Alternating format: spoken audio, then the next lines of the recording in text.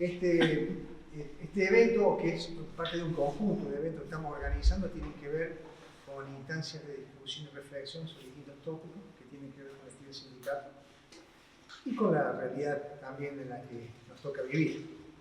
En particular, este tópico hablamos de un encuentro de fortalezas y desafíos de derechos laborales.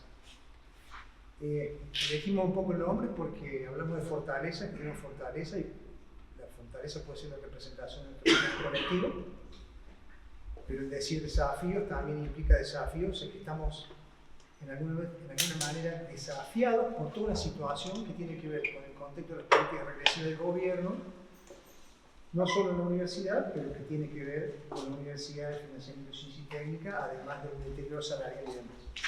Bueno, en este marco invitamos a nuestros asesores letrados a que puedan darnos una charla al respecto.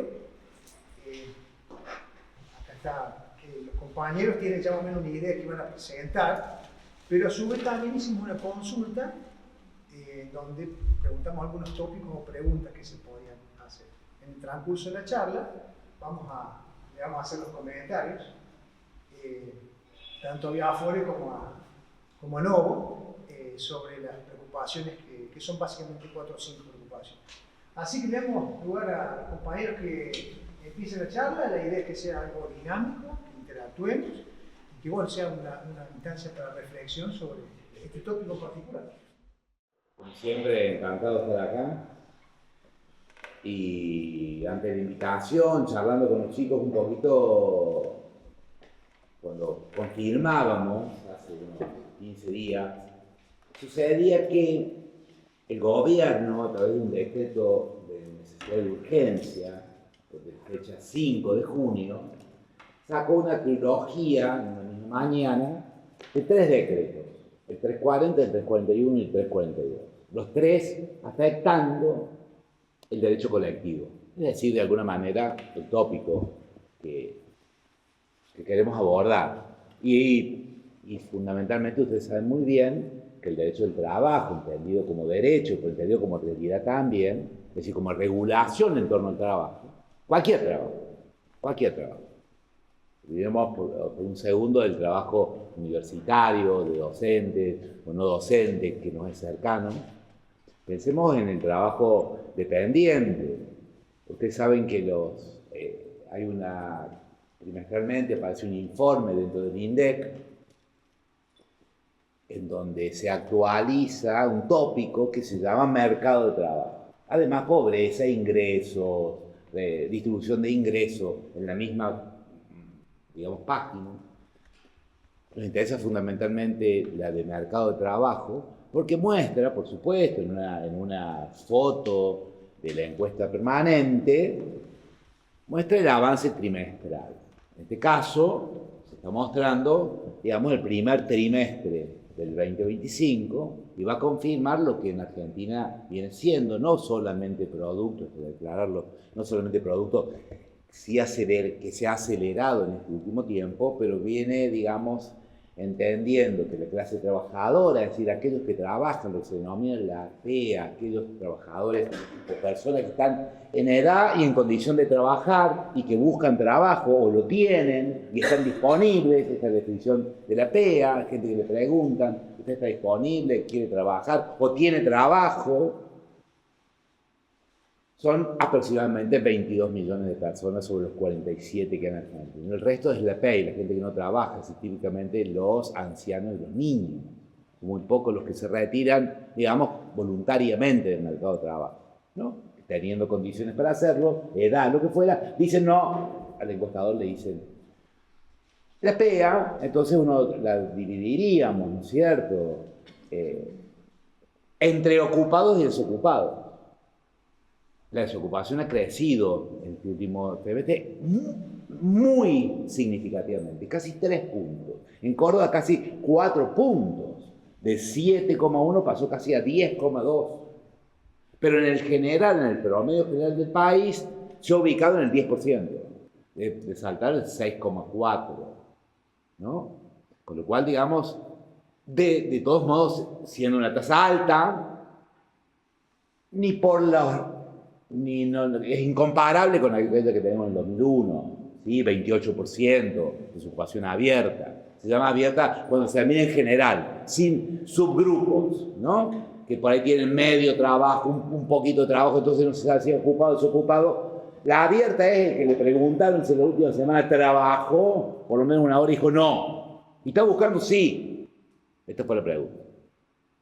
Esa es la desocupación abierta. Entonces se ha ubicado en más de 2 millones de personas, 2.400.000. De las más o menos de los 22, ya estamos viendo que nos quedan 17 y Chirola, un poco más, que tenemos que son ocupados. Es decir, los ocupados, aquellos que sí trabajaron, 18 millones de argentinos y argentinas, si tuviéramos que hacer una radiografía en qué trabaja la gente, medida desde acá, que tiene alguna rigurosidad científica, la encuesta, diríamos, por primera vez en Argentina se reparten casi en 3 grupos igualitarios el trabajo de los argentinos. Por eso decía, atento con qué trabajo vamos a hablar.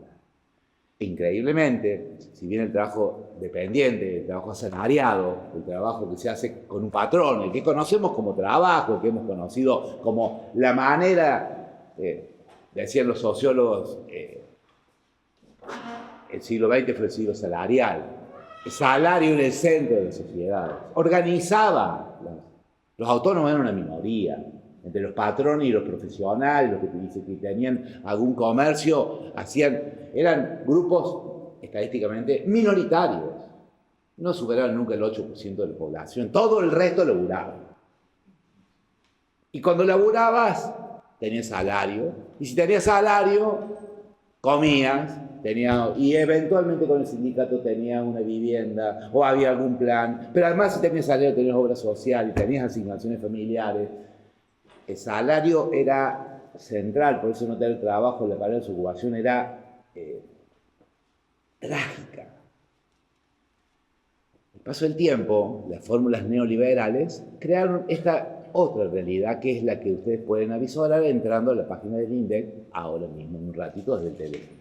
Y es que los trabajadores representan de ese grupo de ocupados, de estos 17 millones y medio, vamos a decir, siguen ocupando casi 11. Pero con la novedad que hay más trabajadores sin registro, dice, en negro. Mejor en negro. Por primera vez en la estadística argentina aparece publicado que hay más trabajadores en negro que trabajadores en blanco. Pero les ruego que lo vean, superan en 4 puntos, digamos, porcentuales, lo que representa que hay 300.000 más trabajadores y trabajadoras en negro respecto a los trabajadores asalariados. Y se da una paradoja. Si ustedes analizan un poquito más en perspectiva, y para eso hay varios lugares que después me gustaría que los charlemos, pueden entrar a visorar los que están estudiando muy profundamente el mercado de trabajo, desde el año 2011, es decir, 15 años, los trabajadores privados con registro, es decir, los trabajadores en blanco, con convenio colectivo de trabajo, con ley propia, y que se les puede aplicar claramente el ley de contrato de trabajo, porque están en blanco, ¿sí? Permanecen en 6.145.000, 6.250.000. Es decir, fíjense que el núcleo y corazón que ha representado, aunque sea simbólicamente, a los trabajadores argentinos, industriales, o asociados con las tareas primarias, pero asociados en la elaboración de algún proceso industrial a lo primario, etc., se mantiene idéntico. A pesar de que en 15 años no éramos 47 millones, sino éramos 40 millones. Es decir, algo ha pasado en el corazón central ya no del trabajo, sino de los mercados de trabajo, y de cuál es la implicancia entonces, ya no solo del trabajo industrial, sino del trabajo registrado. Son dos conceptos que uno los puede juntar, o no, para analizar esta evolución. Pero ¿qué nos queda afuera? Y casi decíamos, bueno, ahí tenemos 2/3, porque eran 3 partes, decíamos 17, ahí hay 11, y los otros son trabajadores y emprendedores. Se llama trabajadores sociales ahora, así se le ha puesto el nombre. Superan cualquiera de las otras dos categorías. Casi han entrado en 6.800.000 Argentina, que crece, y ese es el empleo que crece. Porque paradojalmente, si ustedes leen el informe de antes de ayer, la actividad sigue creciendo a tasa asiática. ¿Y cómo es que hay desocupación y cómo hay recesión y se crece a tasa asiática? Porque hay una parte del empleo que está creciendo a tasas no asiáticas, marcianas, y se llaman monotributos.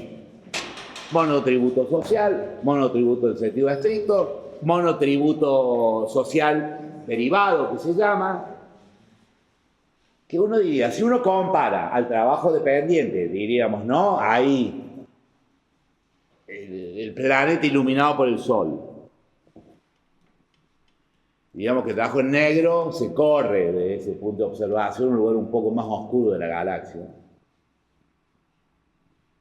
Ayúdame a definir en qué lugar vamos a ocupar a este mundo de la precariedad que implica un promedio de ingresos, de acuerdo al propio informe, de un conjunto de argentinos y argentinas que no supera, en promedio, por supuesto, la media mediana, ustedes saben muy bien cómo se hace su promedio, no puede ser representativo de cada uno, pero cuando uno ve el conjunto y no superan los 435.670, de acuerdo a la publicación del INDEC, ¿no es cierto? ¿No?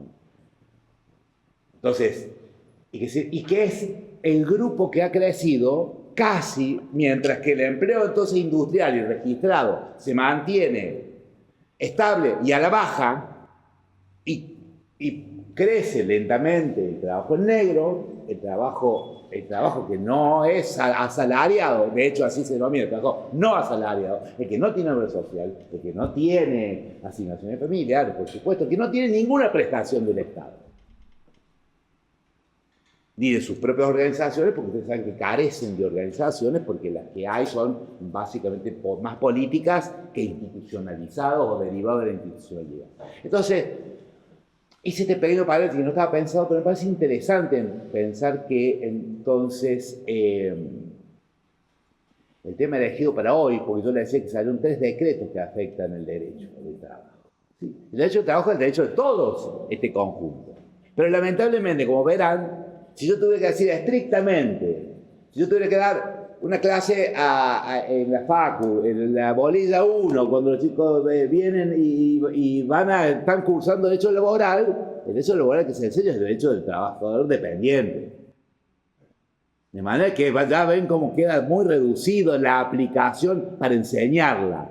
Bueno, ese ha sido el trabajo neoliberal, de poder reducir a quién represento en la actividad académica, pero mucho peor.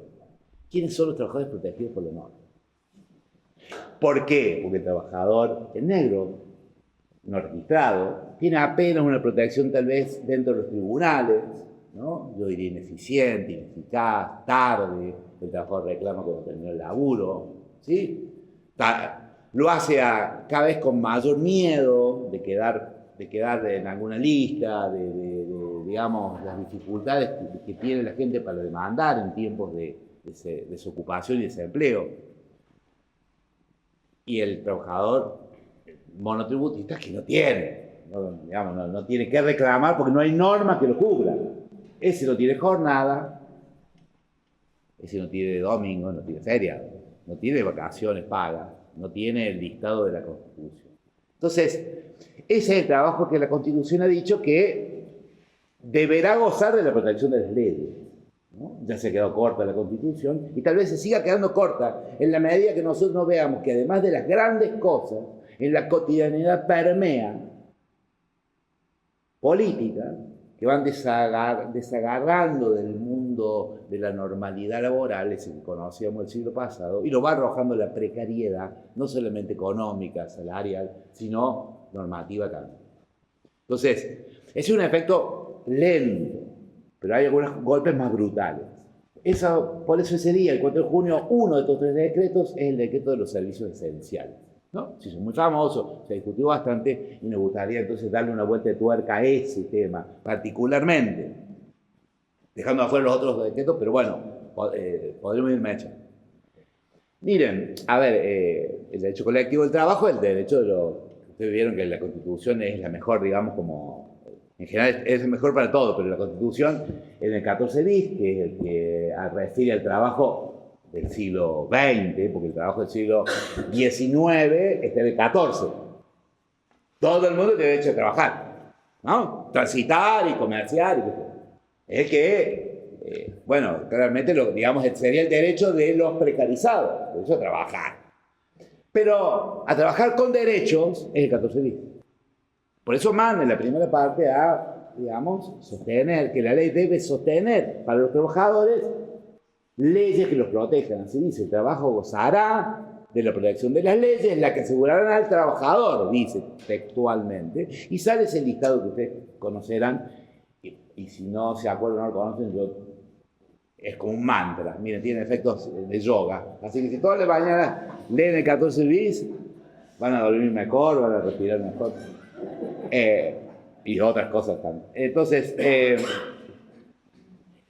bueno, y viene el listado, ¿sí? Completo, pero hay una segunda parte que dice, a los gremios, y no dice, las leyes asegurarán a los gremios, dice directamente los gremios.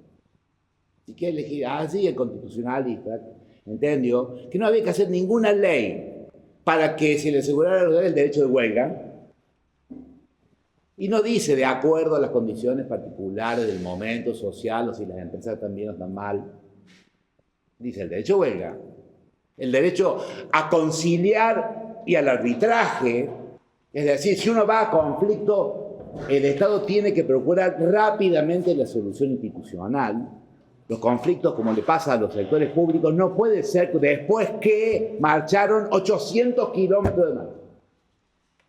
370 días de carta, 400 días de paro. Claro, porque eso es el desgaste que a los sindicatos del sector público, ustedes saben que yo soy en varios de ellos, les toca. ATE, por ejemplo, donde me toca también, no tiene dónde ir a pedir que hagan una conciliación. No diría, bueno, pero qué cobarde, querés que concilien rápido, aguantátela. No, es un derecho constitucional, porque los sindicatos deben reclamar, pero no tiene que transformarse cada vez en la muerte, en la toma. Tiene que ser excepcional, diríamos, ¿no? En una sociedad democrática en donde el conflicto no es visto como un problema, sino como lo que genera soluciones. ¿Y las soluciones dónde están? En las reglas institucionales que vienen a absorber el conflicto. Porque si no, ¿qué hacemos con el conflicto? Bueno, hacemos los protocolos de Bullrich. Si el conflicto es entendido como una anomalía, como una infección que llega sobre un cuerpo sano, y traigo esta palabra porque nada, ustedes saben muy bien que nada es nuevo. Así decía cuando Miguel Cané, ustedes lo deben conocer, hizo Juvenilia, aparentemente había escrito esas cosas tan lindas, su recuerdo del secundario, ahí en el Colegio San Carlos, que sería como el Colegio Universitario de Buenos Aires, pero era un feroz fascista cuando todavía el fascismo no tenía nombre en el mundo. Entonces él decía que lo que le pasaba a Argentina en 1902 era que el cuerpo sano de la República Argentina, que quería trabajar en paz y en silencio, había sido infectada por ideas que venían de los bancos. Y que la solución entonces tenía que ser, como en todos los países serios del mundo, así esto es textual, quirúrgica. Entonces él mandaba a sanar el cuerpo que se enfermaba a partir de la acción, en ese caso, de, ¿no es cierto?, anarquistas, sindicalistas, socialistas. Recuerden, en 1904 los socialistas ganan en la Boca el primer diputado de Latinoamérica, Palacio, y los anarquistas no creían en ello. Entonces, y manda, él elabora y acompaña digamos, la presentación de la ley, ¿sí? Del proyecto de ley de residencia, por lo cual a todos aquellos que fueron extranjeros se los volvía al barco y se los mandaba al lugar donde habían venido perseguidos, imaginen. Y a los criollos se los mandaba a la cárcel del fin del mundo, para eso se hizo la cárcel de Ushuaia, fundamentalmente, que por 3 meses además tuvo pena capital, organizarse para hacer un sindicato, o participar en una huelga, o reunirse sin autorización, o de la patronal, o de la policía, tuvo por 3 meses en Argentina pena capital, es decir, fusilado. Esto digo para mostrar que nada es nuevo, es decir, cuando el conflicto aparece visto en una filosofía como algo extraño al cuerpo social, que llega por la voz de extraños a ese cuerpo y por lo tanto las soluciones son sacarlo, hacerlo desaparecer, hacerlo, encarcelarlo, acallarlo, bueno, tenemos el protocolo Bullrich, en donde el espacio público no puede manifestar el conflicto, porque es de la gente bien, que quiere caminar, y que quiere trabajar, y que va en auto. Entonces, esa parte del derecho colectivo, sin duda que reina como derecho, esto es una discusión hermosa, pero yo no siempre me voy por las ramas, pero el derecho de huelga, sin duda, es decir, el derecho a organizarse, el derecho del gremio, de la Constitución, pero sin duda, uno diría, en mi opinión, el derecho de huelga de alguna manera conforma el núcleo central de esta segunda parte de la Constitución. La tercera parte va a ser un mandato al Estado, una obligación del Estado de hacerse cargo de la seguridad social, ¿no? Por eso digo que el presupuesto de este gobierno, en su plataforma y en su discurso, tiene una seria anomalía constitucional, y es por eso que todo el tiempo, cada vez más, el propio gobierno ve la necesidad de reformular la Constitución, por lo menos en el 14 bis. Porque cada vez el encontronazo legal y práctico es más evidente. Sobre todo cuando los tribunales, a los catadones, como pueden, de alguna manera hacen referencia cada vez más clara a los problemas de constitucionalidad que van teniendo de las normas que atacan, por ejemplo, el 14 bis. ¿Sí? Tema ahí para que yo creo que va a depender las mayorías electorales que se pronuncien para saber si hay quórum o no, pero tal vez el intento de una reforma constitucional. No tengo ninguna duda. Más allá de los aspectos represivos en sí mismos, tal vez sea una y otra cosa, no lo sé, pero seguramente esto, por el lado de esto que estamos hablando, de que esa potencia sigue estando escrita y sigue estando en la Constitución. Entonces, el derecho de huelga, que no es un derecho, es un hecho muy anterior a que sea derecho, pero una vez que se considera derecho, es decir, esta es una discusión magnífica. En Argentina esta discusión se dio en un fallo de no hace tanto tiempo, Orellano contra Correo Argentino. Era un grupo de trabajadores, ustedes saben, cuando vienen las privatizaciones, los sindicatos públicos que si privatizaban quedaban con un problema, porque sus trabajadores iban a estar en la ley de contrato de trabajo, pero ellos tenían las ventajas del empleo público, si se podía decir ventaja, de la estabilidad. Ustedes saben que el alto precio que pagan los empleados públicos por tener estabilidad. Normalmente tienen dificultades enormes para tener convenio colectivo. Los universitarios lo tenemos, crucemos los dedos. Pero el conjunto de los otros empleados públicos no lo tienen, excepto un grupo de trabajadores nacionales que sí negocia colectivamente. En la provincia de Córdoba, ni el Poder Ejecutivo, ni el Poder Judicial, ni el Poder Legislativo negocia colectivamente. Son ordenanzas, son leyes, es decir, es quienes organizan los estatutos públicos, las comunas, ¿sí? Es decir, ha pagado un altísimo precio el empleo público para ello.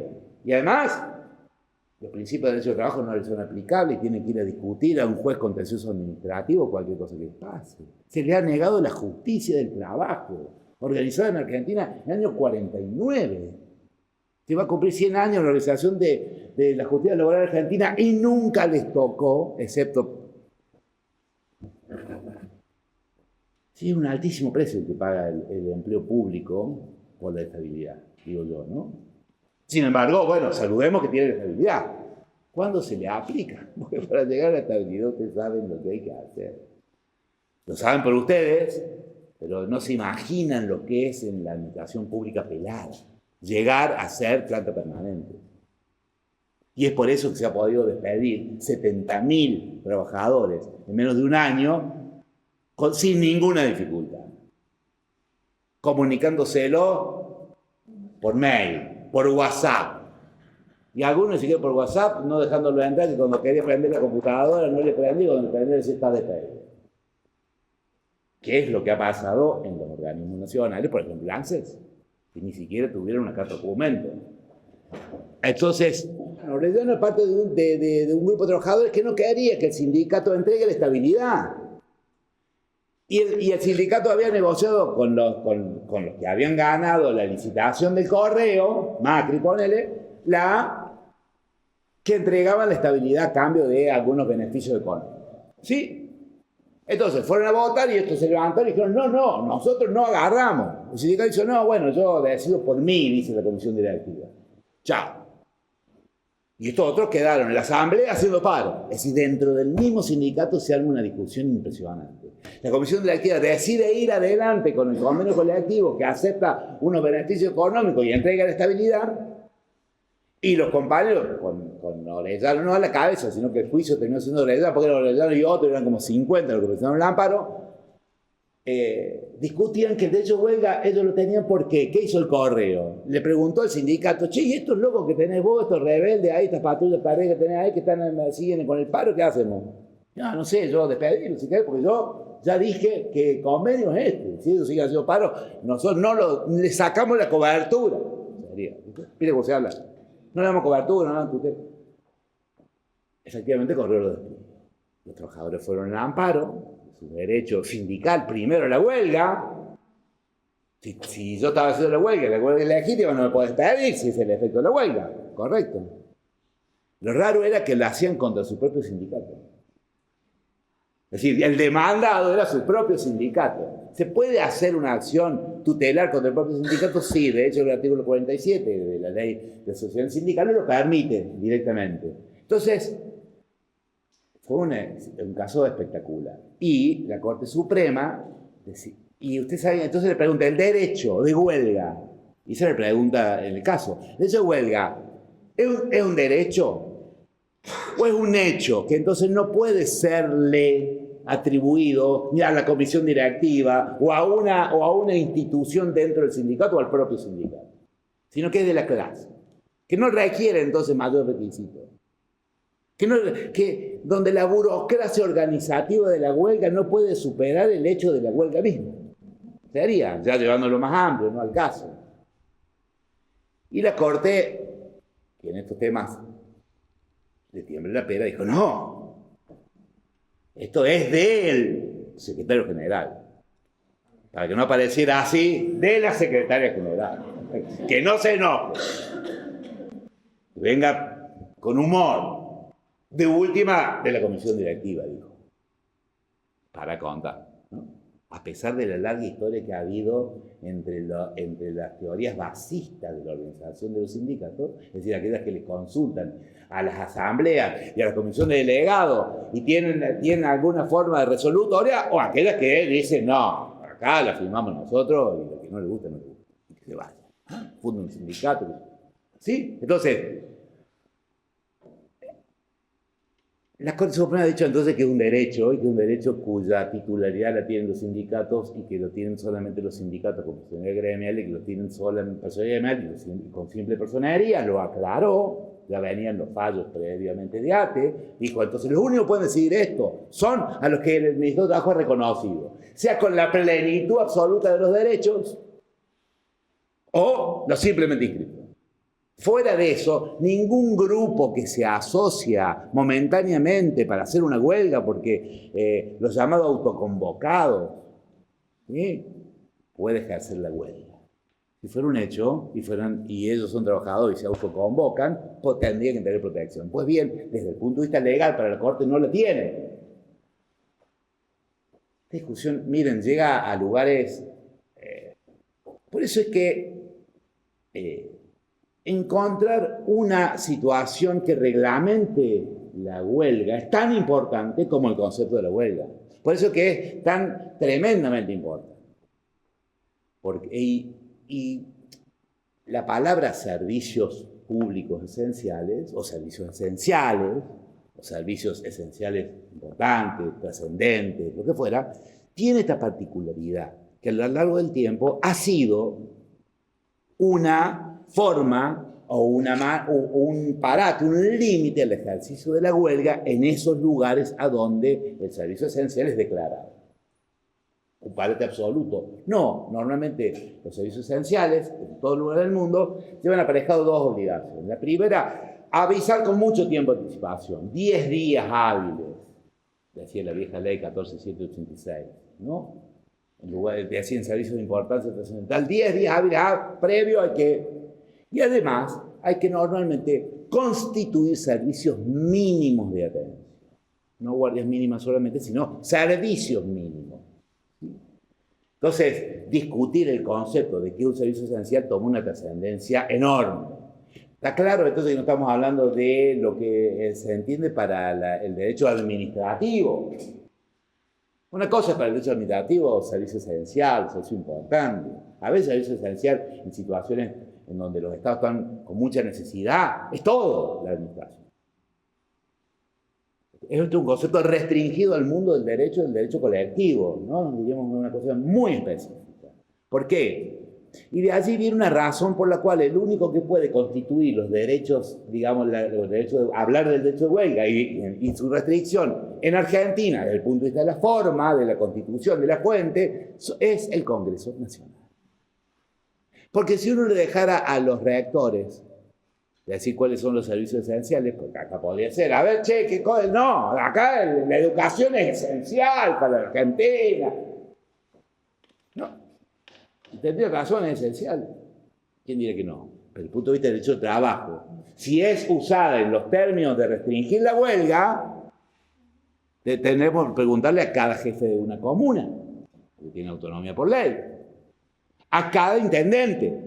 Y para el intendente de Los Hornillos es la recolección de la basura, y para el otro el crematorio, y para el otro el jardín de infantes, y para el otro el servicio de... Y después hay que preguntarle a los gobernadores. Y después hay que preguntarle al presidente. Pero además hay que preguntarle a la Corte Suprema y al Tribunal Superior. Cada vez que hay un conflicto, como el que se arregló ayer en la justicia provincial, el Tribunal Superior declara servicio esencial la justicia, entonces los compañeros no pueden aceptar. Y dice, pero usted no puede, usted sabe, usted es el Tribunal Superior, ¿cómo no vamos a discutir esto?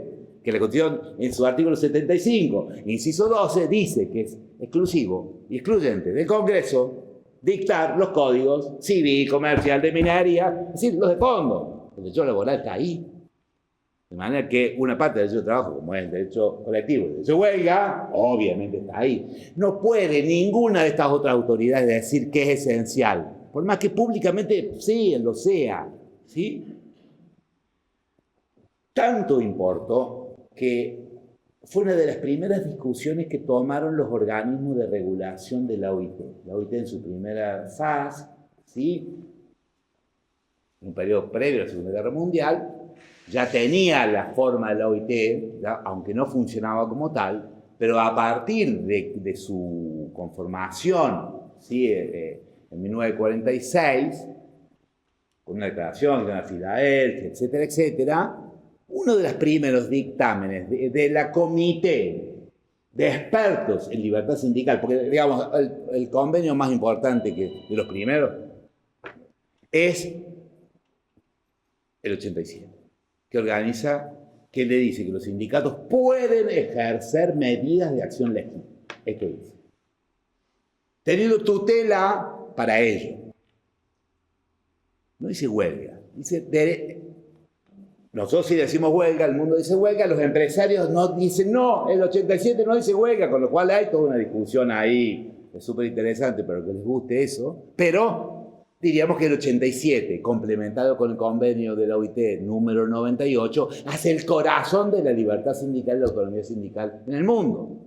Para ello se ha concretizado un comité especial, son 3 tipos, 3 sabiondos de derecho del trabajo colectivo que la rompen. Esos 3, son solo 3, dicen cuando vienen las denuncias de los países, de los sindicatos o de los empleadores, tienen que decidir si en caso concreto hay afección o no del convenio 87 o el 98.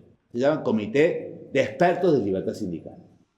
Que no se confunde con otro, que es el Comité de Interpretación y Aplicación de los Convenios y Resoluciones, que son 53 tipos, propuestos por los países, también son servidores del derecho al trabajo, pero mucho más amplio.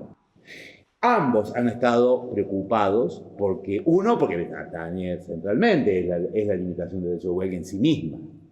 Los tipos empezaron a pensar. De hecho, ha sido motivo de reunión desde el año 47 y hasta ahora en casi todos los años. Por los casos que se presentan en el mundo, que llega la denuncia de un intento de cercenar la libertad sindical de los sindicatos públicos. En la primera versión, que es del año, tuvieron un tiempo, es del año 66 y después del año 87, van a entender que había que distinguir de todo otro servicio, no solamente público, porque esos son los primeros que distinguen. Si vamos a hablar del servicio para el derecho laboral, este servicio esencial no es público necesariamente. Y en un caso particular, en su sentencia dicen, puede ser mucho más importante el servicio de alimento de la población que dan los supermercados, que tal vez en un momento alguno de los servicios públicos. Y entonces habría que intervenir respecto a la regulación de los panaderos, porque es la alimentación misma de la población, cuando se extienda un paro, lo que fuera. Entonces, la primera cuestión, así como nos decíamos, no es el derecho administrativo, no necesariamente es público. Entonces, la primera versión que ellos van a tener dice, miren, son aquellos servicios que ponen en juego la vida, la salud y la seguridad de la población. Para no dejar ninguna duda que a eso le vamos a llamar servicio esencial. Ahora, se quedaron pensando y lo van a complementar, como le decía en el año 87.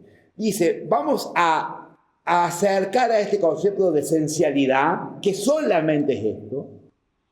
Luego el comité lo amplió y dijo, bueno, vamos a poner nombre porque seguía habiendo mucha discusión. Entonces dijeron, a ver, hospitales, servicios sanitarios, distribución de gas, de agua y de electricidad, servicio de control aéreo y nada más. Estos son los servicios esenciales de la OIT, dichos por sus organismos interpretativos de la norma. ¿Sí? Uno diría, agregaron, ¿pero cuándo? Fíjense, por su extensión, la huelga se hace muy larga. Su extensión o su profundidad se hace muy potente. Pudiera afectar otros derechos. Podrá considerarse servicios esenciales por anexión y se los llamó servicios de importancia trascendental para distinguirlo de aquellos esenciales. ¿Sí? Si usted comprende esto, ya saben muchísimo más que los asesores de la Cámara del Legislador. Porque acaban de encontrar la diferencia que hay entre un servicio de trascendencia, de importancia trascendental, y un servicio esencial en la mirada laboral. ¿Sí? Pues bien, así fue interpretado. Usted sabe que en el año 94, no solamente que Argentina incorpora a su constitución con el mismo valor que la Constitución, es un valor supralegal y sin contradicción con el texto de la Constitución, tratados internacionales a partir de su artículo 75, inciso 22. ¿Sí? Todos los tratados de derechos humanos y todos aquellos que el gobierno argentino haya, digamos, firmado con organismos. Pero dice, ¿cómo se aceptan? ¿Cómo es que incorporamos esa ley? Dice, en su estado de aplicación. Y ahí viene una cuestión, ¿por qué? ¿Qué significa esto? Y significa que cuando un convenio, un tratado internacional, nosotros lo incorporamos, tenemos que incorporar también las voces que el propio convenio tratado entiende que son sus intérpretes o sus jueces. Y esto a los chauvinistas, los nacionalistas les tiembla, los hace, pero quedar pelado, porque es como decir, resulta entonces que hay jueces extraños a la jurisdicción de Argentina que están pensando la interpretación de la norma que yo tengo que aplicar como Constitución y me obliga. No puede ser. No, sí, es así. Así manda la Constitución y no es casual la redacción. ¿Para qué? Para que justamente el tratado de San José de Costa Rica, digamos, sea aplicado en función de lo que dicen sus propios organismos, ya sea de interpretación o cuando tienen corte, como tiene la Corte Interamericana, en función de los fallos de la Corte Interamericana. De tal manera que no hay ninguna duda que esto que yo les acabo de contar, como fue una cuestión meramente histórica y si quiere ilustrativa, estoy contando lo que es la norma argentina, porque a partir del año 94, la forma que interpreta el Comité de Libertad Sindical los límites de la huelga es para Argentina derecho aplicable, es fuente material y formal plenamente aplicable sin sentido de regulación. No obstante, no ha sido tan fácil. Ustedes sabrán, digamos, que en el año 87 se reglamentó por un decreto. Aquel decreto recogía mezclaba los servicios esenciales que acabo de contar, junto con otros que decía de importancia trascendental, pero tenía un grave defecto. Decía, cuando hay que decidir incorporar otras, porque está bien, estamos todos de acuerdo, servicios sanitarios, sí. Servicio de control aéreo, sí. Todo el transporte, gas, electricidad, está bien. Sí, pero yo quiero incorporar otro porque es 1 kilómetro de la universidad. Hay que parar los sindicatos. Tendrán razón, no tendrán sueldo, qué sé yo, pero bueno, loco, los chicos, la juventud. Bueno, entonces, ¿cómo incorporo a la educación al listado a la educación como servicio esencial y por tanto queda limitada? Entonces, esa normativa tenía el Ministerio de Trabajo. Y ahí había un problema. El Ministerio de Trabajo, como normalmente son sectores públicos los que tienen el problema cuando se ejerce la huelga, porque son los hospitales, porque son la administración central, porque son... El Ministerio de Trabajo normalmente es del Estado. No hay Ministerio de Trabajo que desde el punto de vista institucional no sea un organismo del Estado, un ministerio, una secretaría, de tal manera que es juez y parte, porque incorpora el derecho de huelga a aquellos servicios que son justamente los que al otro vecino que se junta en el gabinete dice, che, declara esto, servicio esencial, el gabinete. No me dejan laburar, el servicio de transporte pasajero. Imagínense, ¿no? El servicio de satélite, qué sé yo. Esto fue observado por la OIT y Argentina recibió 14 condenas, ¿sí? Del Comité de Libertad Sindical, observaciones, ellos dicen condenas, son observaciones, observaciones con las cuales Argentina tiene que rendir y tiene que decir qué ha hecho por volver a la interpretación que da la propia OIT, diciéndole que tenía que encontrar un organismo que fuera imparcial, autónomo del Estado, para decir cuáles eran los servicios esenciales que se iban a incorporar como de importancia trascendental, es decir, se iban a sumar al anexo de los esenciales. En el 99 se legisla como ley una ley que toma los servicios esenciales, pero permite la incorporación automática de los servicios trascendentales y se hace un listado. Por primera vez el sistema de métodos, ya no es el concepto, como he hecho yo, que ustedes ya tienen el concepto, sino que hago el listado completo. El listado de importancia trascendental incluía, como ahora, los jardines de infantes, los panaderos. Como dice un amigo mío, todo era esencial, con lo cual nada es esencial. Fue escandaloso en el 99 porque además la facultad la tenía directamente el propio presidente.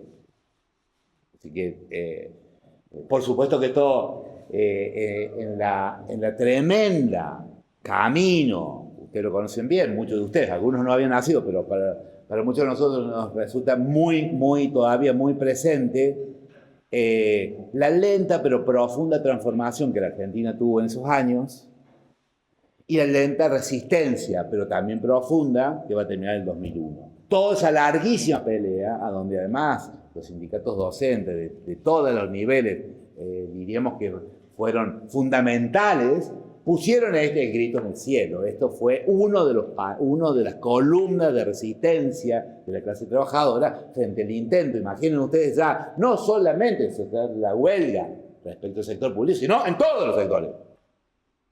Porque era todo, transporte, panificación, todo lo que se exportaba, todo lo que venía del campo, todo lo que...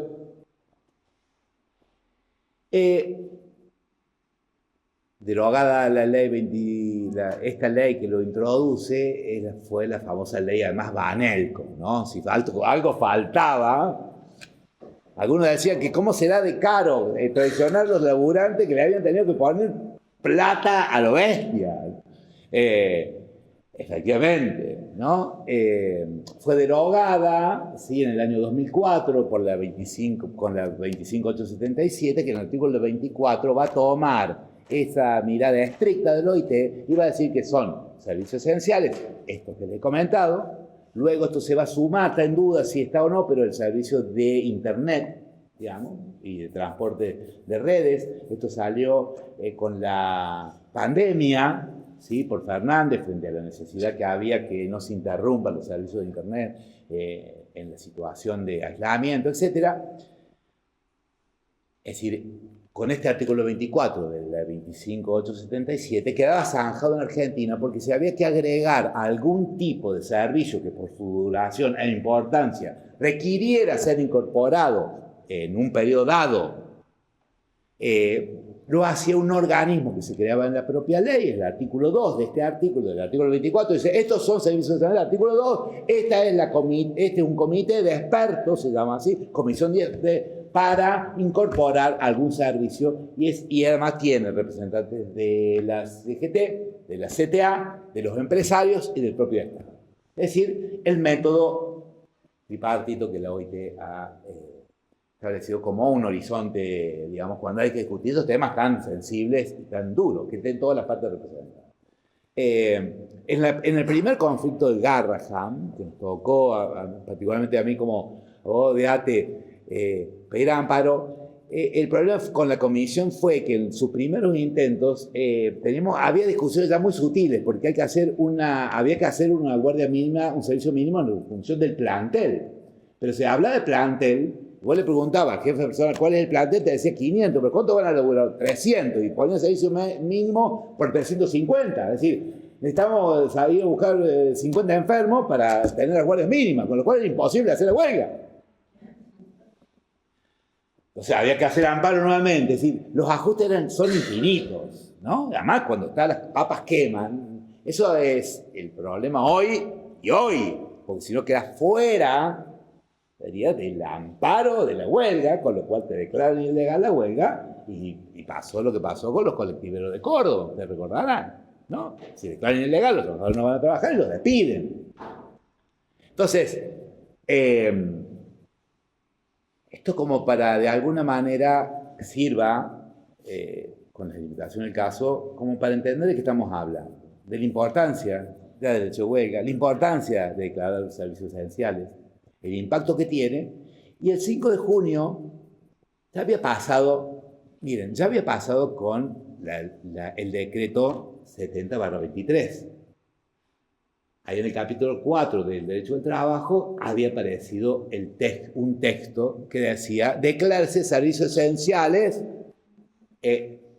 declárese servicios de importancia trascendental, bueno, desde el cuidado de los abuelos hasta los cuidados de los perros, los peinadores de veterinarios, todo es esencial. Entonces, y además, con la aparición además de la comisión, la facultad derivada para que también el Poder Ejecutivo pudiera, dice, frente a conflictos dentro de la comisión, supone que no nos pusimos de acuerdo, ser ellos, el Poder Ejecutivo, quien decide. Usted sabe que la suerte de ese capítulo 4 del decreto 70/23 quedó zanjado. Primero se declaró inaplicable por un tiempo como una cautelar, pero el 30 de enero del 24 la Cámara de Feria Laboral dijo: no hay necesidad y no hay urgencia. Y señor, esto lo tiene que hacer el Poder Legislativo. Si usted tiene miedo de perder porque no tiene diputados, qué sé yo, confirma las mayorías con los métodos democráticos, pero lo que no puede hacer es reemplazar como si hubiese sido desarmada la legislatura. Quedó ahí. Si fue declarado inconstitucional, ¿no? Por supuesto que esto fue llevado a la Corte no se ha decidido, algunas cosas las hace rápido, pero esto ya lleva un tiempo. Y sorpresivamente, porque es así, dice, ¿no? Si usted lee en el boletín oficial, necesidad de declarar emergencia a la marina mercante. Y después, si usted lee en el acompañamiento, que la marina mercante está para atrás, que no da más, que todo un sector que se va. Después me parece muy peronista la introducción, llama la atención lo peronista que es, porque el Estado va al encuentro de la marina mercante, dice, bueno, entonces reforma toda la ley para privatizarla, para que, digamos, los países extranjeros puedan traer barcos, inclusive en desuso, dice, ¿no? Para solventar a nos. Y dice, servicio esencial. Y como quien no quiere la cosa, artículo 3, escuchó esencial y se ve que alguno dijo, metámoslo acá. Y largan de nuevo el mismo artículo de 70/23, exacto, camuflado en el salvataje y la declaración de emergencia del servicio de la marina mercante, y aparece de nuevo, casi sin ningún tipo de cambio, apenas una cosita. Las consideraciones entonces son las mismas, pero uno podría ya hacer un ejercicio con ustedes, decir,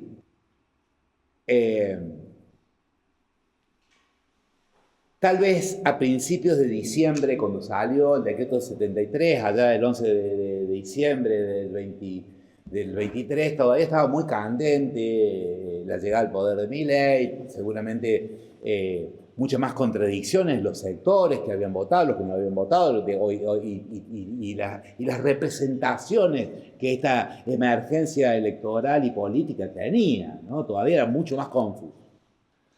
Está claro que hace el 5 de junio lo que estaba pasando en Córdoba, o no decirlo particularmente, era 217 conflictos registrados en el Ministerio de Trabajo, 732 procedimientos de crisis. Es decir, la conflictividad gremial alcanzaba un punto que no había alcanzado casi previo a la pandemia.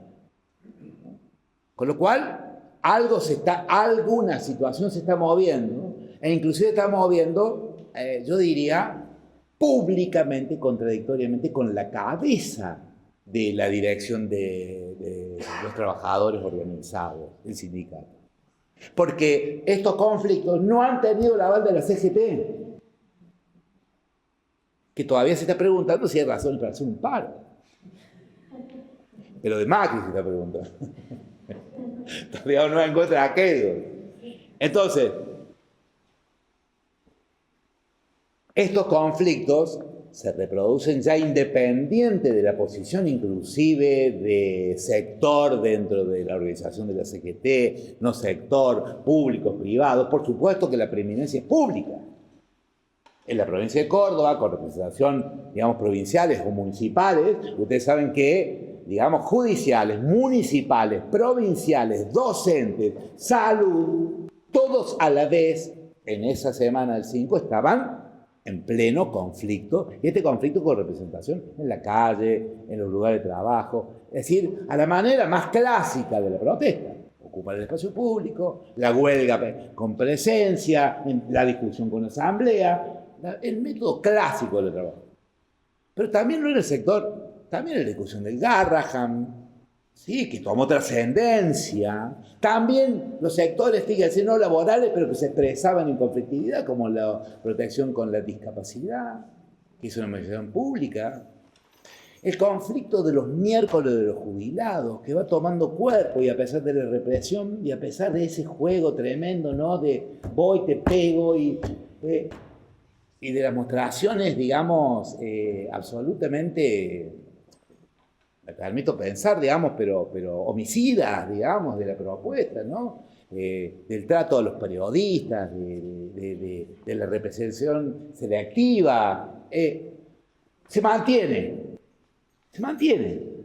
Entonces, yo diría, ese contexto político, por supuesto que no es lo mismo la declaración de servicio social que aquel diciembre del 23, en primer lugar. En segundo lugar, porque, ¿ustedes qué imaginan que va a decir un juez? Porque allá, a ver, en enero faltaban días, ¿no? Pero en enero poner los legisladores están de vacaciones. Y hay que respetar el descanso, la tamaña actividad, ¿no es cierto? Ahora, ¿cómo? Perdón. No, ¿qué van a decir los jueces? No, los jueces inferiores y eventualmente la Corte Suprema. No sabemos todavía, no sabemos. Es más dudoso. Pero, digamos, cuando se trata de cuestiones tan brutales como saber si hay necesidad porque la necesidad de urgencia, si la legislatura está funcionando, ¿qué tiene que ser? Y tiene que ser la decisión de declarar la guerra o no, porque como nosotros decimos que estamos con Israel y Irán dice, vos estás con Israel, son mis enemigos. Y viste que ahora se llaman por teléfono y dicen, estoy por bombardear. Entonces, bueno, a ver, perdón. Habría una urgencia y una necesidad de decir un decreto de estado de urgencia que diga una cuestión que solamente puede hacer el Congreso, que es declarar la guerra, la hago yo. Pero si está la legislatura funcionando, reformular el servicio esenciales para limitar el derecho de huelga parece menos razonable aún que en diciembre del 23.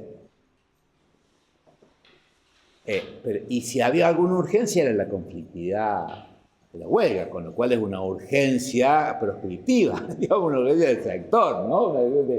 Entonces, por supuesto que esto hizo que existiera la cautelar, una cautelar, digamos, que ATE se presentó particularmente, se ha declarado, digamos, con cautelar no aplicable el decreto, y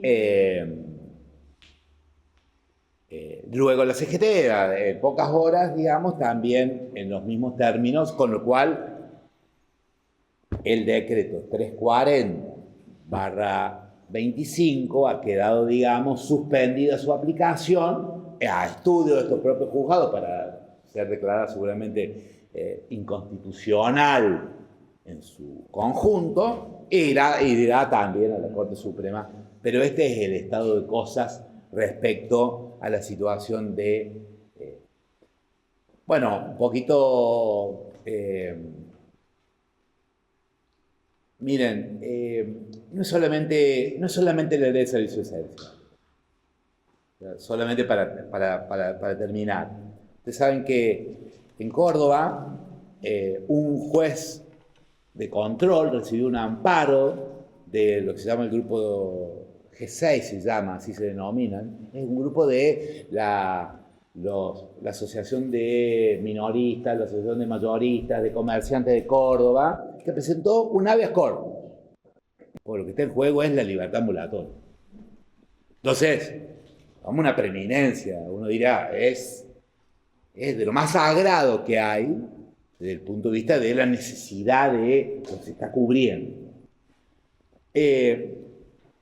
Se quejaban los comerciantes de que estar presos de las marchas y las movilizaciones de los sindicatos, de las organizaciones sociales que iban al centro y ponían ejemplos, ¿no? Dejaban que la gente pudiera transitar, las ambulancias, que los viejos que vivían en los edificios no podían bajar para ir a hacer sus trámites. Sorpresivamente, le da lugar, ¿no? Así los declaró, digamos, con una limitación a su libertad ambulatoria. Pero dijo algo peor.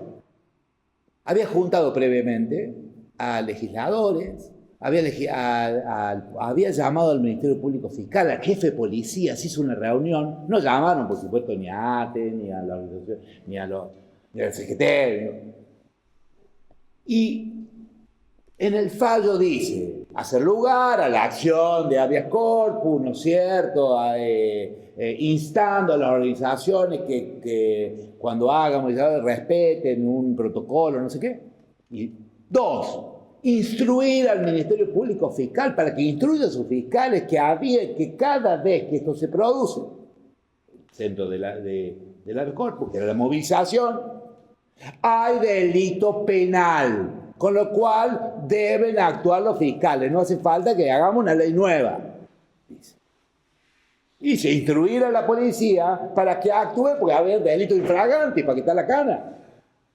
No le dijo a los propios comerciantes que salieran con cachiporra como la Liga Patriótica, porque creo yo no han leído suficiente de historia. Pero podría haberlo dicho. Porque si hay un delito infragante, cualquiera de nosotros está obligado a actuar. No es legítima defensa porque ni siquiera te están atacando a vos, pero vos, capaz un tipo va corriendo al frente y robó, tenés que tratar de hacerle un tackle. No es que te robó a vos, no te está defendiendo vos, ¿sí? Entonces, llamaba la atención este mensaje que acompañaba el hacer o no lugar al amparo, al habeas corpus. De última podría ser discutible, ponele. Sino las instrucciones que daba este juez de control era el Ministerio Público Fiscal legislando, recordándole, ¿y cuáles son los delitos que atrapan la protesta social? Porque al otro día, por supuesto, le picaron los dedos a todos los jefes. A mí me tocó, digamos, ir con Claudio Orao, que lo conocen bien, un socio, que abogado también, penal, del sindicato, ir a defender a Giuliani, que también lo conocen bien, porque lo acusaban de haber interrumpido el transporte público, por un delito doloso, haciendo la movilización, en este caso era la del hambre. Nosotros lo primero que le preguntamos al fiscal es cómo una movilización que se generó hace 2 meses, que se hizo en 53 ciudades, con el éxito que haya tenido, que se planificó, que salió por la prensa, usted piensa que fue hecha para evitar que la gente tome el ómnibus. Pero que hay un dolo que busca interrumpir el tránsito, que es lo que es el delito. Pero sí nos hizo recordar que muchos delitos penales, cuyo tipo penal, fueron pensados o utilizados siempre para alcanzar la protesta social. Y así como hablamos antes, al principio del siglo, la huelga era un tipo penal. La organización sindical era, la marcha era, cuando esto se hizo a la luz del mundo muy brutal, porque ya no se fusilaba a los trabajadores, ya no se los ahorcaba, sino que se los toleraba. Y después de la Segunda Guerra Mundial se los invitaba a la mesa del capitalismo para que no hicieran revoluciones como habían hecho en el 18. Se firmó un New Deal, un nuevo acuerdo, donde los trabajadores tenían una defensa constitucional, incluso de hacer quilombo, protegido. La huelga. La huelga es un fenómeno capitalista. No hay huelga en los países revolucionarios. Digamos, claro. Si soy el dueño, me hace una huelga a mí mismo, digamos. En todo caso, vienen las contradicciones que tenía Stalin, que ustedes saben cómo solucionaba, digamos, los conflictos que tenía con su... Pero bueno, otro costal. A ver, eso nos trajo nuevamente a la palestra. No es solamente lo legislativo, también hay en el ambiente otras formas de represión del conflicto social. La huelga lo es, la movilización de los trabajadores lo es representación del conflicto social particularizado, pero en el ambiente está esto, está un aumento de la conflictividad y un aumento por varios medios. Tanto es así que logramos que la Cámara de Apelaciones Penal entendiera, como ya lo había hecho en el caso Álvarez, Pablo Álvarez, que era uno de los que había quemado ahí la Plaza San Martín, se quemaron las palmeras, recordarán, cuando se cambió la ley jubilatoria en el año 2011, que dijo que los tipos penales, por ejemplo, interrupción de tránsito, por ejemplo, incitación a la violencia, no pueden captar la protesta social.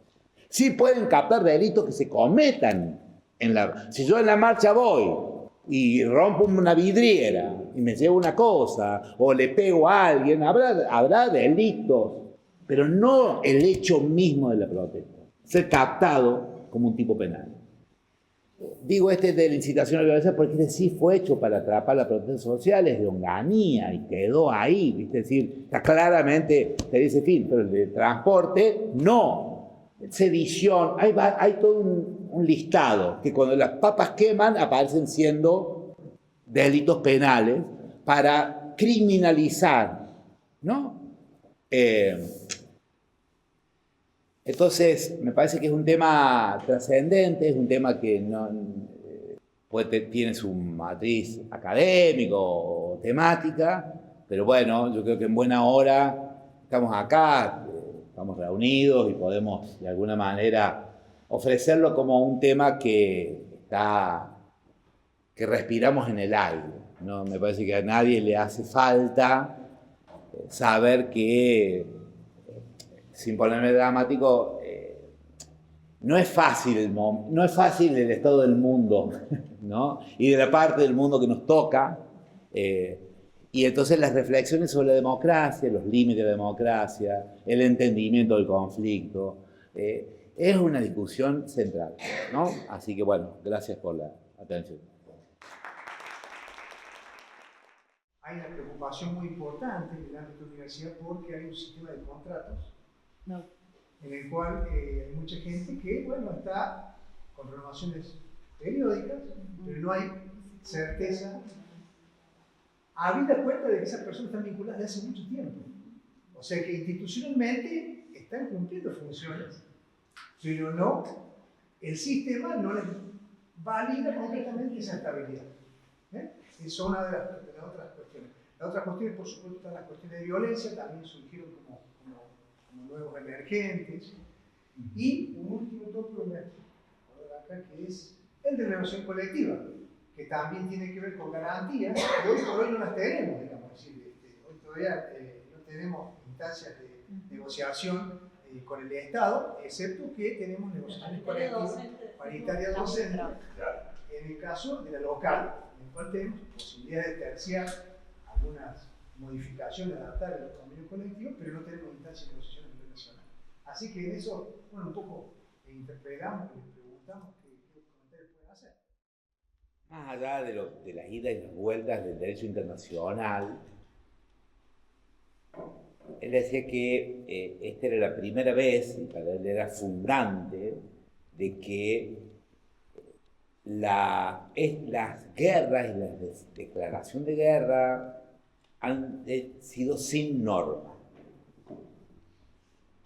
Hasta la última había habido algún tipo, aunque sea muy forzada, participación de alguna regla del derecho internacional atravesada en las Naciones Unidas, en el Comité de Seguridad, etc., ¿no? Inclusive con los mismos actores.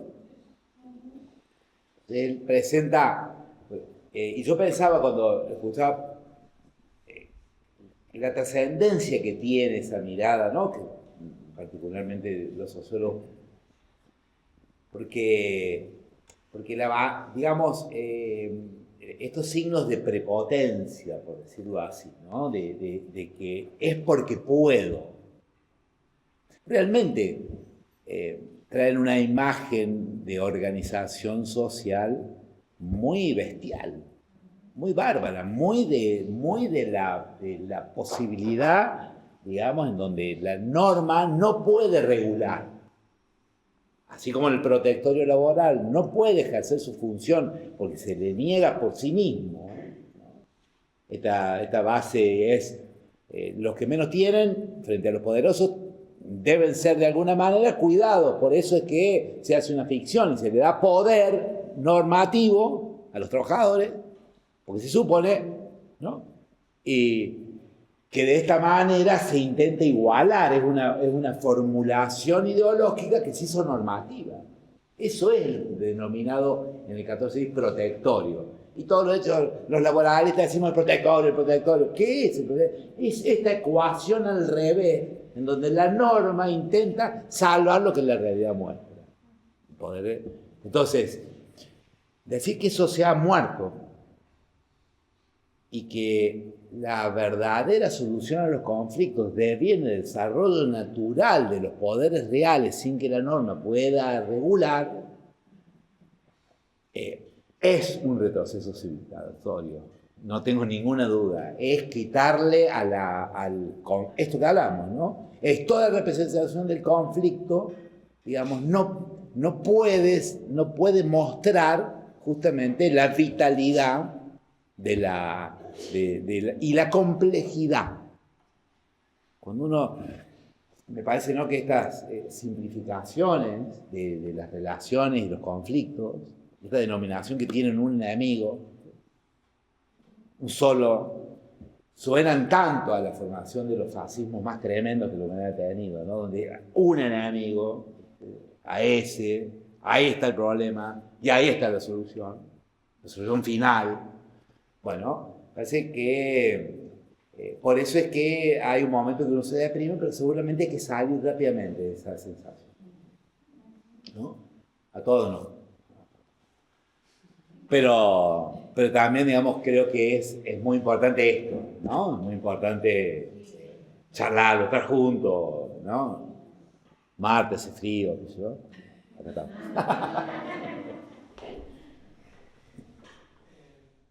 O sea, cada vez está más animada la gente que dice, bueno, yo voy a hacer valer mi derecho a pasar con el auto y te paso por encima. ¿Lo vivimos?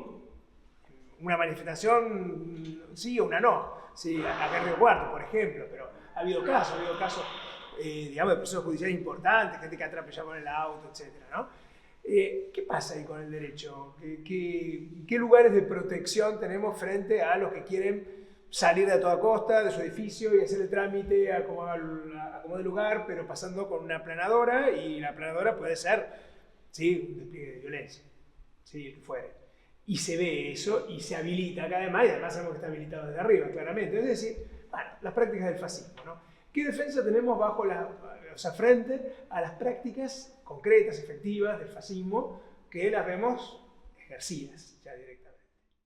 Que son una faz del derecho que protege intereses comunes, difusos pero comunes a la vez, de primer orden, cuando el intento de un particular, o a veces de la propia autoridad, o a veces en conjunto, porque lo habilita o lo promueve, esto que les cuento del juez López Fernández, que es el del AMPA, del habeas corpus, ya es una invitación escrita, ¿no? Imagínense ustedes, cuando salió el sobreseimiento de la Cámara de Acusación de Federico Giuliani por esta interpretación, a mí me toca llevar, me dijo muy temprano, justo a la hora que está Claria, ¿no? Y como tengo todos los amigos de la universidad, pero los conozco tanto que me aburren por ahí, qué sé yo, entonces voy alternando, ¿viste? Tengo que ir hasta Unquillo, son como 30 kilómetros, de vuelta, 60. No tengo tiempo, entre las 6:30 y las 7:30, y salió el fallo de la Cámara, y por una semana entera, ahí empezó, ¿cómo puede ser posible que se libere los que hacen quilombo, los que no dejan trabajar, ¿no? Y al otro día Quintero, ministro de Seguridad, se presentó y dijo, nosotros que tenemos que buscar un protocolo como el de Bullrich. Entonces, esto está en juego, ¿no? Entonces, me parece que las organizaciones, como el sindicato, como que a veces las más naturales, nada más, pero bueno, las organizaciones sociales de otro tipo, seguramente como un modo defensivo, y por ahora no, alguna vez lo pensamos inclusive como formas ofensivas, porque no hay tanta distancia, por lo menos digo en la sensación que tenemos los asesores, y que por una razón estamos en el estudio de esas situaciones, nos pasaba en los 90. Estas acciones colectivas de amparo de los derechos colectivos, a la movilización, al conflicto social, a la representación, etc., nacen fundamentalmente a partir de aquellos conflictos. Como así los abogados y militantes se han nutrido de las estrategias y tácticas que han ido dando, digamos, distintas organizaciones a lo largo del tiempo, porque se van repitiendo la represión con distintas maneras. Yo diría, como sindicatos, frente a esas situaciones siempre tenemos acciones colectivas y acciones individuales. Por supuesto, un tipo que tiene el auto de encima y que, bueno, seguramente se captará el derecho penal rápidamente y podremos ser querellantes y podremos... Pero fundamentalmente cuando hay una proscripción, esa proscripción va de lleno a esto que hemos estado hablando, podemos ejercer rápidamente acciones, y hay que hacerlo, digamos, que protejan la libertad, todos los derechos de la libertad sindical. Tenemos una acción de amparo particular, esa que les contaba del artículo 47 de la 23.551, que dice cuando se obstruya, restrinja o limite los derechos derivados de la libertad sindical, hay un amparo que debe dar rápidamente solución, así está escrito el artículo 47, que no es la tutela, entonces, fíjate vos, para el secretario general, los delegados, el de la comisión interna, no, es para el conjunto de los trabajadores. De hecho, por eso te decía, inclusive puede ser de los trabajadores contra su propio sindicato, como fue el caso de Orellana. Por eso es más amplio y yo diría más poderoso, ¿no? Y me parece que hay que empezar a pensar a tenerlas rápidamente, ¿sí? Como para que ya no sea un problema.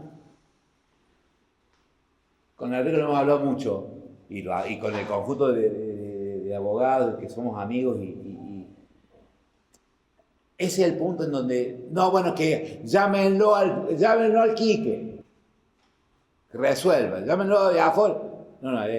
Ese punto son herramientas que tienen un lado legal, tal vez van a la justicia, pero son eminentemente políticas, ¿no?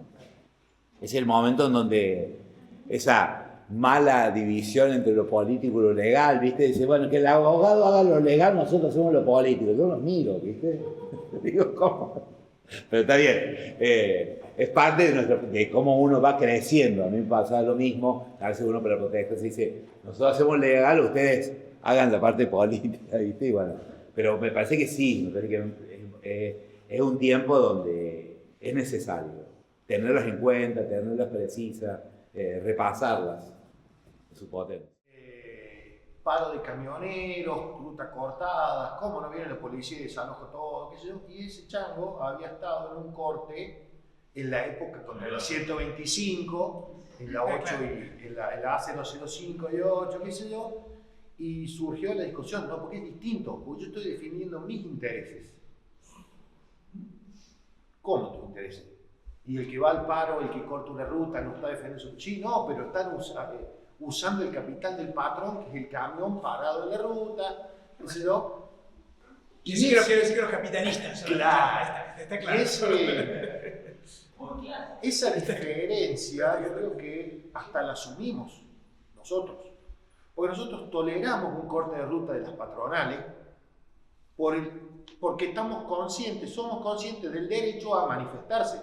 Pero del otro lado, con un fondo mucho más fascista, mucho más restrictivo, no está consciente. Y la justicia, lo que uno ve desde el llano, siempre hay gente que no es la justicia. Los jueces, que son intérpretes de algunas cosas de justicia, tienen la misma parcialidad. Y entonces no es automático el desalojo de un corte de una ruta para un lado y para el otro sí. ¿Cómo juega el derecho a la hora de alguna actuación de oficio, alguna cosa? Porque si no tenemos que esperar la vuelta al revés. ¿Cómo, no sé, viene la cana y reprime mal? ¿Cómo está pasando con los jubilados? no están ni cortando la calle, reciben alguna orden y se ponen a pagar paro. No hay nada que genere una acción legal instantánea, efectiva. No tenemos una contrapolicía que vamos a terminar armando los comités bolche de otro momento. Entonces terminamos la Liga Patriótica y ¿cómo se juega para agilizar ese tipo de cosas? Porque lo que está pasando ahora es esto. Básicamente, ¿cómo agilizamos, forzamos a una reunión de paritarias nacionales? Va al Ministerio de Trabajo y decimos no dan la paritaria. Si el Ministerio de Trabajo es juez y parte. ¿Cómo se puede articular eso de una forma más orgánica a nivel de, amén de que tenemos la CGT que está poniendo para la rueda, un montón de cosas? ¿Cómo hay desde las bases algo para generar una instancia de ese tipo? Esto que en los 70 como fin a un modelo, ¿no? Parecía primero un modelo industrial, eso del círculo virtuoso, denominado así, donde de alguna manera, los que lo han estudiado más profundamente decían que fue de alguna manera el precio que pagó el capitalismo. Algunos dicen para detener las corrientes que habían empezado a migrar. Pero saben bien, el siglo XVIII, el siglo XIX es el siglo de las migraciones. Migraciones, digamos, intensas, extensas, a internas dentro de los territorios. ¿Cómo parar la gente en un lugar? Muchos analizan, por ejemplo, podemos analizar nuestra historia.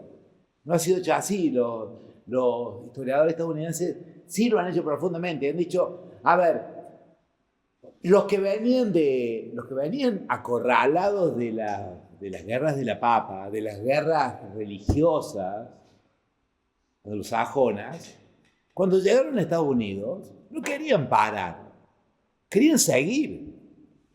Querían hacer la verdadera América, que no era un buen trabajo, era instalarse, era...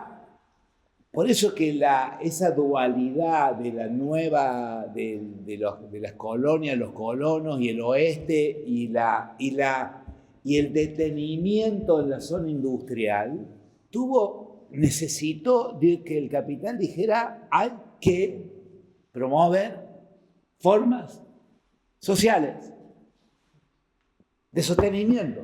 Para muchos tiene que ver con... Es decir, hay que dar, vacaciones, hay que dar, vivienda, sí, hay que dar vivienda, sí, hay que poner. Para otros, en la misma interpretación, más que, de alguna manera, operar sobre ese detenimiento, era la incorporación a partir de una forma de tecnificación. Yo siempre pienso eso y pensaba en lo que decía Quique recién. Miren, la huelga, hoy hablamos de la huelga,